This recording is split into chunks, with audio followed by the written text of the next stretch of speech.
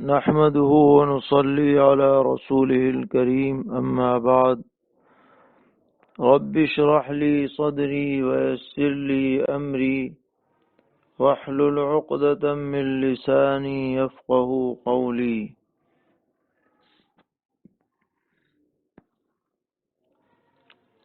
دینی رہنمائی کی 18ویں مجلس میں شریک ہونے والے تمام ہی معزز سامعین کی خدمت میں السلام علیکم ورحمۃ اللہ وبرکاتہ عرض ہے۔ آج سے الحمدللہ آخری عشرہ رمضان المبارک کا شروع ہو چکا ہے، اور بہت سے ہماری خواتین اور بہت سے احباب خواتین گھروں میں اور احباب مساجد میں اعتکاف میں مشغول ہیں۔ ہماری دعا ہے کہ اللہ تعالی ان سب کے اعتکاف کو بے حد قبول فرمائیں، اور اس درمیان بہت سے لوگوں نے بار بار یہ سوال پوچھا کہ مسجد میں اعتکاف کا موقع نہیں ہے تو کیا ہم گھروں کے اندر اعتکاف کر سکتے ہیں؟ تو ان کو یہی بتلایا گیا کہ شریعت میں گھروں کے اندر اعتکاف کا حکم مردوں کے لیے نہیں ہے، خواتین کے لیے ہے۔ اب جو حضرات ہر سال اعتکاف فرماتے رہے ہوں تو ضرور ان کو ایک احساس ہو رہا ہوگا کہ ہم اس سال یہ عبادت نہیں کر پا رہے،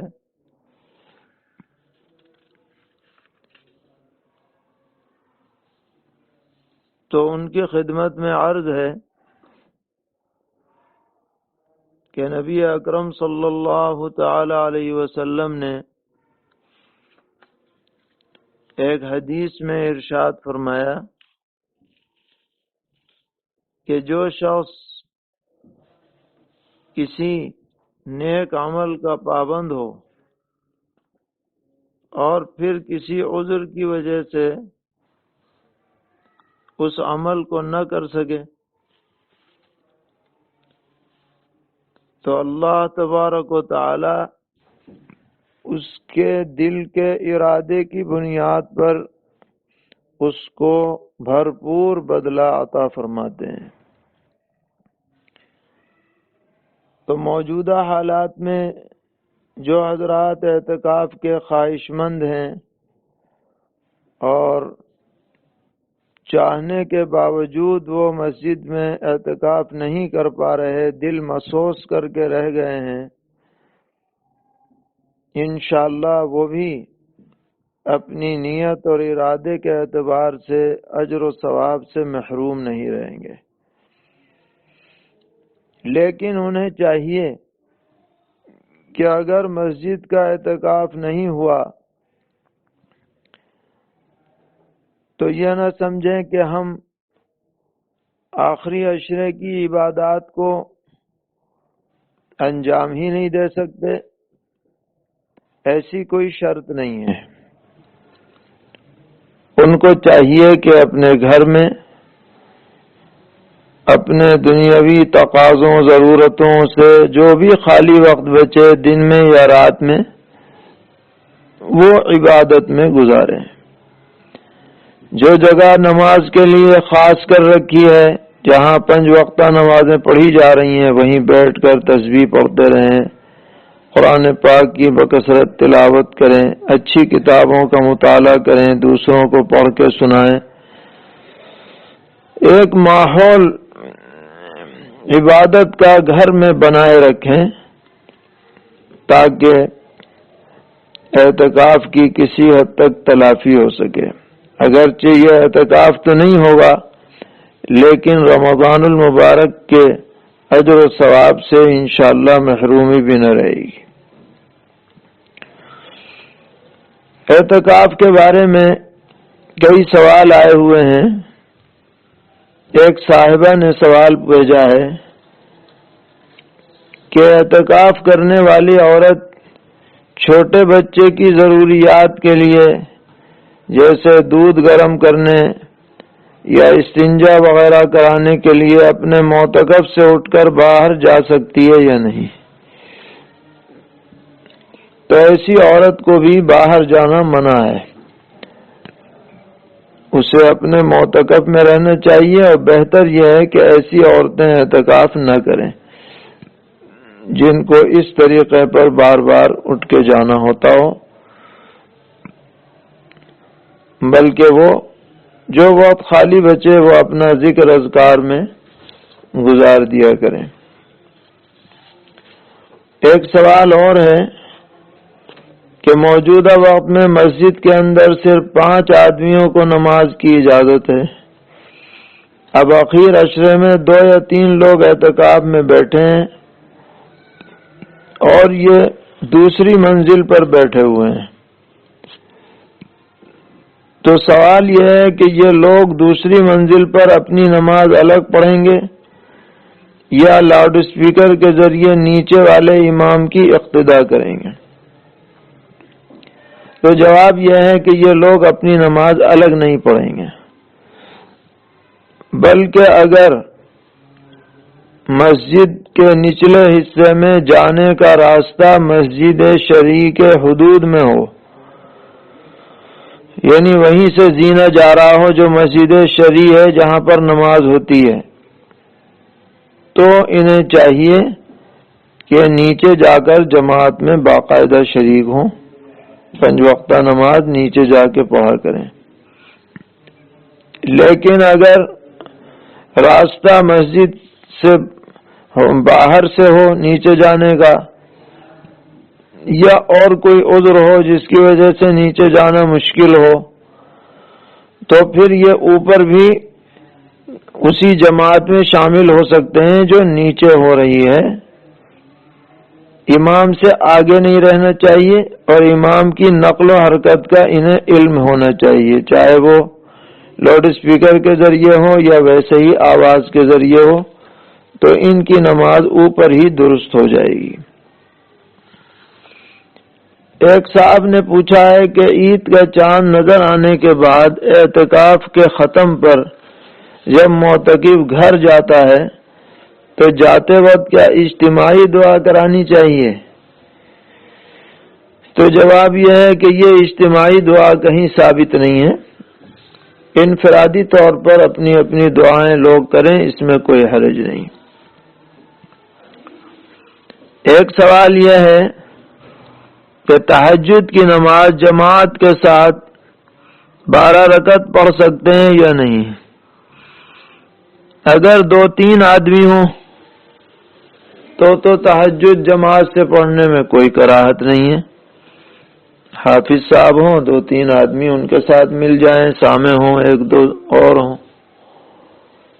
12 پڑھیں، 4 پڑھیں، 8 پڑھیں، گنجائش ہے۔ لیکن اس سے زیادہ مجمع اکٹھا ہو، اس کو فقہاء نے مکروہ لکھا ہے، اس لیے اس میں احتیاط کرنی چاہیے۔ ایک سوال یہ ہے کہ وتر کی دوسری رکعت میں امام صاحب نے کچھ آیت متشابہ لگ گیا اور ایک جگہ کی آیت دوسری جگہ کی پڑھ دی، مثلا انما توعدون لواقع تھا، اس کو وان الدین لصادق پڑھ دیا، تو نماز درست ہوئی یا نہیں؟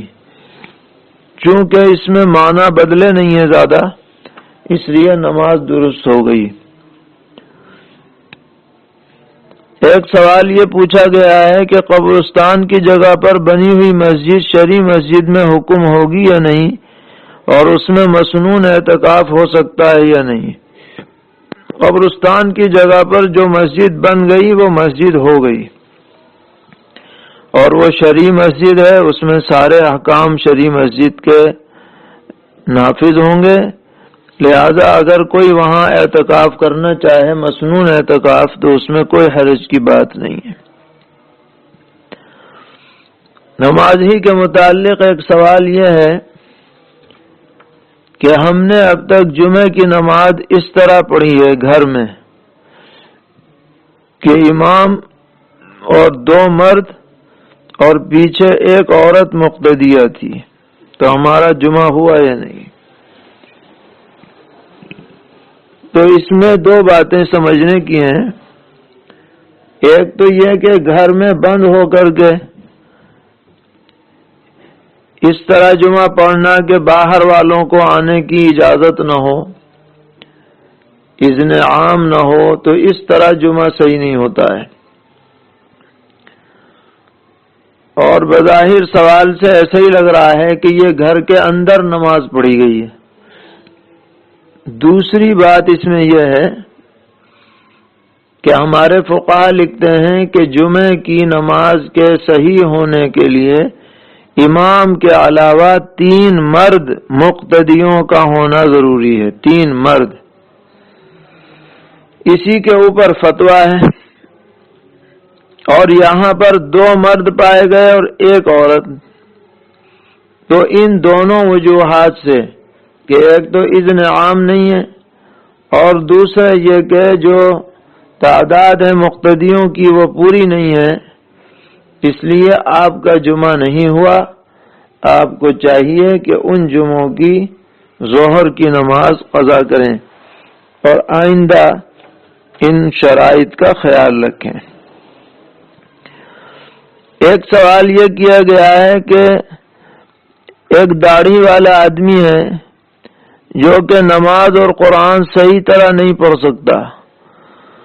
اور غیر داڑھی والا آدمی نماز قرآن اچھی پڑھ سکتا ہے، اچھی صلاحیت رکھتا ہے، تو اس صورت میں امامت کا حقدار زیادہ کون ہے؟ اگر وہ داڑھی والا اس قدر قرآن پڑھ سکتا ہے جتنے میں نماز درست ہو جاتی ہے، ایسی کوئی فاش غلطی نہیں کرتا جس سے نماز فاسد ہو جائے، اور نماز کے موٹے موٹے مسائل کا اسے علم ہے، تو وہ داڑھی والا امامت کا زیادہ حقدار ہے، اگرچہ بہت اچھا نہ پڑھ سکتا ہو۔ لیکن اگر بالفرض وہ بیچارہ ناواقف ہے اور اس کی ادائیگی بھی نہایت ناقص ہے، اور جو غیر داڑھی والا ہے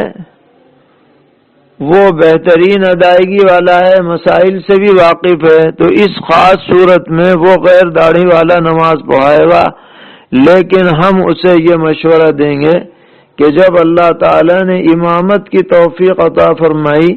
تو اب جو امام کے اوصاف ہیں، امام کی صفات ہیں ظاہری اور باطنی، ان کو بھی اپنانے کی فکر کریں، اور آئندہ یہ پختہ ارادہ کر لیں کہ وہ سنت کے مطابق داڑھی رکھیں گے۔ عزم اور پختہ ارادہ کریں گے تو انشاءاللہ ان کی امامت بھی بلا کسی تردد کے درست ہو جائے گی۔ ایک سوال یہ ہے کہ قرآن کریم کو مکمل کرنے کے بعد پھر مفلحون تک پڑھتے ہیں، ایسا کرنا کیسا ہے؟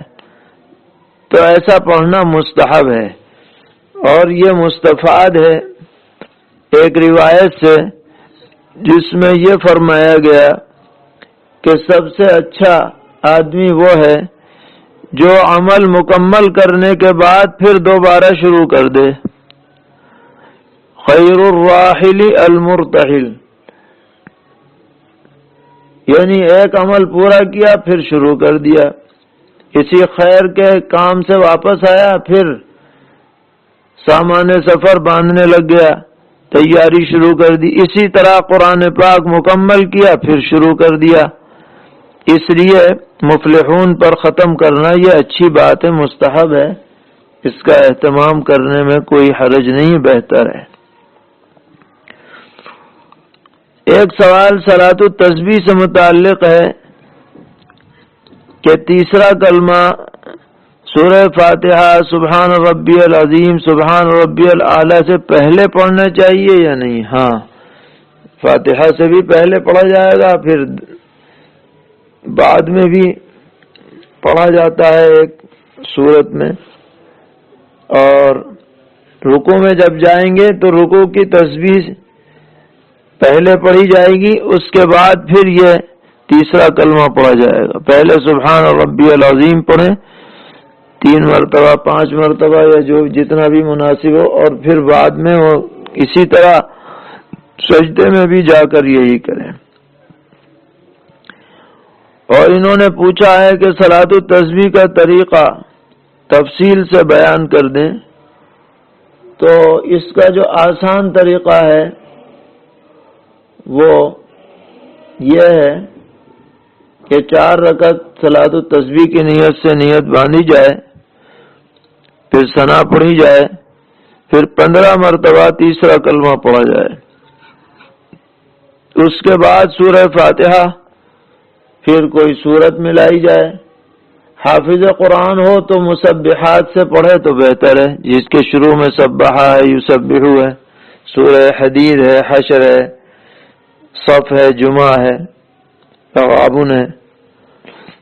اور اگر نہیں ہے حافظ یا یہ صورتیں یاد نہیں ہیں تو جو چاہے صورتیں پڑھ لے۔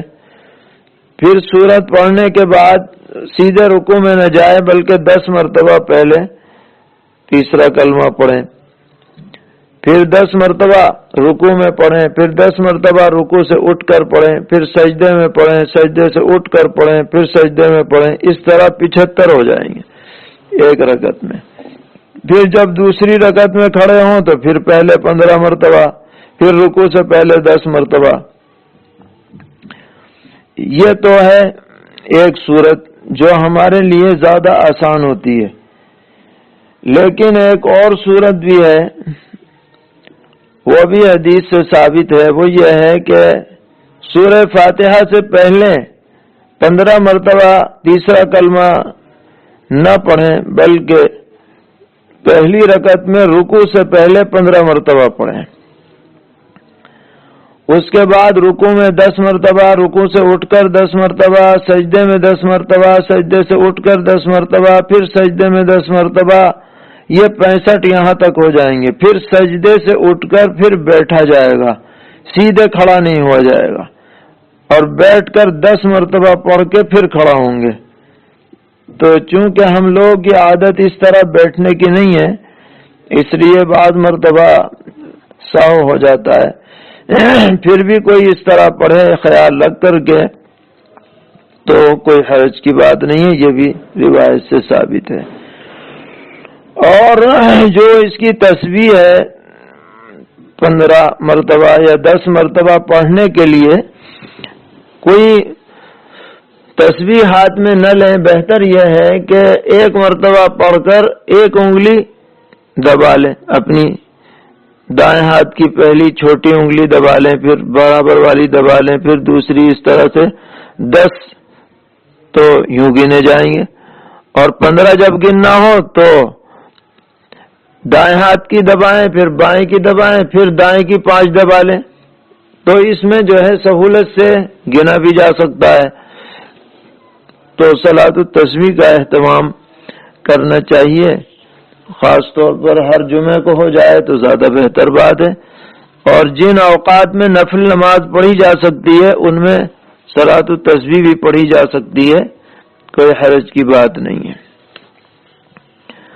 ایک صاحب نے پوچھا ہے کہ بینک میں موجود مال کی زکوٰۃ کا حساب لگا کر اپنے پاس موجود رقم سے زکوٰۃ دی جا سکتی ہے یا نہیں؟ ہاں، دے سکتے ہیں، کوئی حرج نہیں ہے۔ میرے کاروبار میں 78,000 روپے کا نفع ہوا، لیکن وہ ابھی میرے قبضے میں نہیں آئے، تو کیا ان پر زکوٰۃ واجب ہے؟ جی ہاں، زکوٰۃ واجب ہے، مگر ادائیگی جب واجب ہوگی جب وہ آپ کے قبضے میں آ جائیں گے، حساب آپ ابھی لگا لیں۔ ایک سوال ہے کہ مال تجارت والی چیز ہے، تو ایسی صورت میں جو دینے والا ہے اس کو زکوٰۃ نکالنی ہوگی، حساب لگا کر کے زکوٰۃ دے، لیکن اتنا اس کو وہ ملے گا فائدہ کہ جب وہ واپس ہوگی چیز، جب وہ اس کی زکوٰۃ نکالے گا۔ لیکن اگر ہمارا اپنا مال ہے اور ہم نے وہ گروی پر رکھ دیا ہے، تو جب تک وہ ہمارے ہاتھ میں نہیں آتا ہمارے اوپر زکوٰۃ واجب نہیں ہے۔ ایک سوال ہے کہ ایک شخص کے پاس 2 تولہ سونا اور 2 تولہ چاندی ہے، تو زکوٰۃ واجب ہوگی یا نہیں؟ آج کل کے حساب سے اتنے میں زکوٰۃ واجب ہو جاتی ہے، چاندی کا حساب لگتا ہے، زکوٰۃ واجب ہو جائے گی۔ میری دکان میں موجودہ مال کا مارکیٹ میں کوئی فکس ریٹ نہیں ہے، جیسا موقع ہوتا ہے اسی حساب سے فروخت کر دیا جاتا ہے۔ اب فروخت کی قیمت کا کیسے اندازہ لگائیں؟ ہول سیل لگائیں یا ریٹیل کی قیمت سے لگائیں؟ تو اس میں اوسطاً آپ اندازہ لگا لیں کہ وہ کتنے میں بک سکتا ہے یا آپ کتنے میں بیچ سکتے ہیں، اوسط لگا لیں، نہ بالکل کم نہ بالکل زیادہ، اور اسی کی قیمت لگا کر کے زکوٰۃ ادا کر دیں۔ ایک صاحب نے پوچھ رکھا ہے کہ نماز ظہر کے بعد 100 مرتبہ درود شریف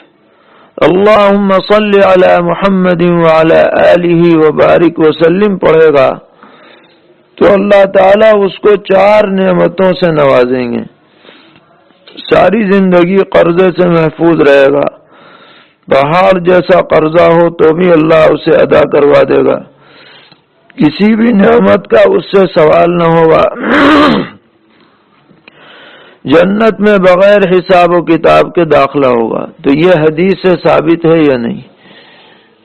تو اس طرح کی کوئی روایت ہمیں کسی صحیح حدیث میں نظر سے نہیں گزری۔ اور رہا تک درود شریف سے پریشانیاں ٹلنے کا سوال ہے، تو یہ حدیث میں ثابت ہے، پیغمبر علیہ السلام نے فرمایا کہ جو کثرت سے درود شریف پڑھتا ہے اس کے گناہ معاف ہو جاتے ہیں اور اس کی پریشانیاں دور ہو جاتی ہیں۔ اس لیے فی نفسی درود شریف پڑھنے سے پریشانیاں تو دور ہوتی ہیں، مگر جس تفصیل کے سے اس میں باتیں لکھی گئی ہیں، جب تک وہ کسی مستند روایت سے پتہ نہ چلیں، اس کو حدیث کہہ کر کے بیان کرنا صحیح نہیں ہے، چاہے کتنی اچھی بات کیوں نہ ہو دیکھنے میں، جب تک اس کی سند معتبر نہ ہو آپ اس کے اوپر حدیث کا لیبل ہرگز نہ لگایا کریں۔ ایک سوال پوچھا گیا ہے کہ بچوں کو واش بیسن میں استنجا کرانا یا گندگی دھلانا کیسا ہے؟ نیز اس سے واش بیسن پاک رہے گا یا نہیں؟ تو جواب یہ ہے کہ جس واش بیسن میں وضو کیا جاتا ہے اور باقی حاصل کی جاتی ہے، اس واش بیسن کو ناپاک کرنا یہ مکروہ ہے۔ اسی لیے نبی اکرم صلی اللہ تعالی علیہ وسلم نے غسل خانے میں پیشاب کرنے سے منع فرمایا ہے، کیونکہ وہاں پر پاک پانی بہے گا، اب اسی جگہ کو آپ ناپاک کر دیں۔ اس لیے جو جگہ واش بیسن کی ہم نے اپنے وضو کے لیے بنا رکھی ہے، ہاتھ دھونے کے لیے بنا رکھی ہے، وہاں پر بچوں کو دھلانا اور بچوں کی گندگی اس کے اندر بہانا یہ بالکل اچھی بات نہیں ہے، معاشرتی اعتبار سے بھی بہت ہی ناپسندیدہ بات ہے۔ ہاں، آپ کوئی واش بیسن اسی کام کے لیے مخصوص کر دیں، جہاں پر وضو نہ کیا جائے وہاں خالی بچوں کو دھلایا ہی جائے یا نہالچے دھوئے جائیں،